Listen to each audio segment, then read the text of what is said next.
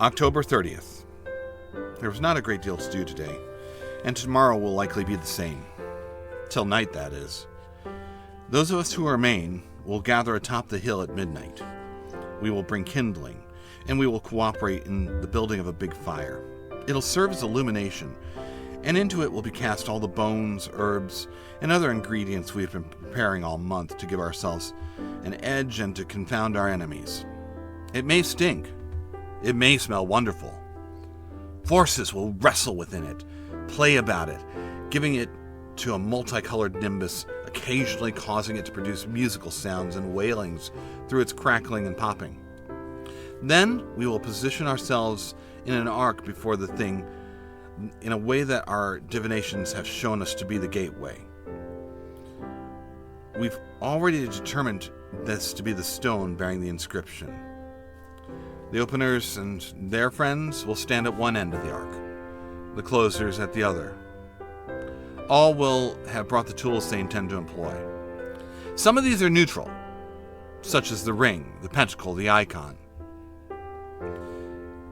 Some of them take their character from their bearer, opener or closer, from the hands of those who wield them. The two wands, one for opening, one for closing, will naturally be held by those of those persuasions. Jill holds the opening wand, and my master holds the closing wand. The forces of the neutral objects will support the effects for that side which they are employed, which makes the outcome sound like a mathematical affair, but it isn't. The strength of the individual counts for much, and these affairs seem to generate strange byplay as well, which contributes to the overall dispositions of power. Then there's a matter of experience. Theoretically, everything should be conducted at a metaphysical level, but that's seldom really the case. Still, no matter how physical it may get, the reputation attached to Jack and his knife generally grants us considerable protection against mundane violence. We tend to maintain our positions in the arc once the ceremony has begun. Sometimes things happen to the players during its course. There's a sort of psychic circuit established among us. It may need to be disastrous to break that arc, though courting of mischances always somewhere along the line. Preliminary rites will begin. As a matter of individual choice, they're often at odds with each other. The power will build and build. Back into its shifting, psychic attacks may be shot back and forth. Disasters may follow. Players may fall, or go mad, catch fire, be transformed. The gateway may begin to open at any time, or it may await the invitation of the opening wand. The resistance will begin immediately. The closing wand will be employed, and any other forces that may feed it.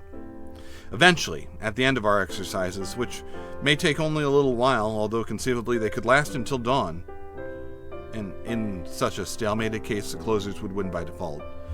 And eventually the matter is decided. Bad things happen to the losers.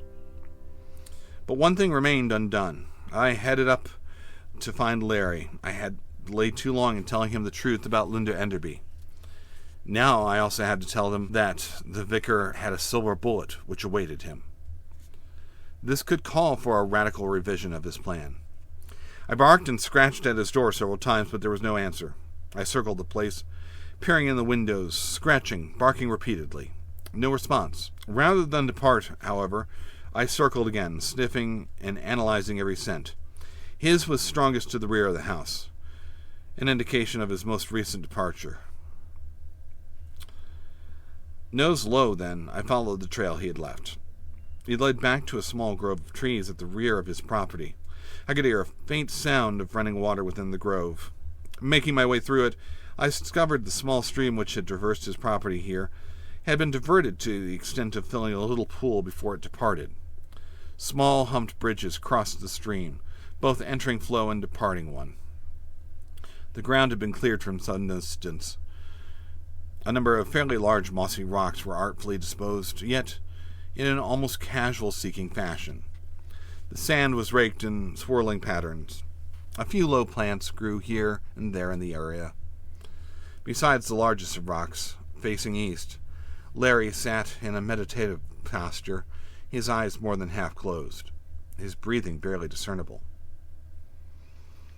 "Larry," I said, "it's me, Snuff.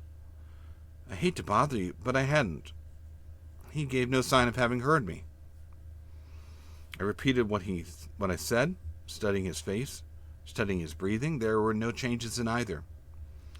I reached down and touched him with my paw. No reaction. I barked loudly several times. It was as if I hadn't. He'd gone pretty far wherever it was he had gone. So I threw my head back and I howled. He didn't notice, and it didn't matter that he didn't notice. It's just a good thing to do when you're frustrated.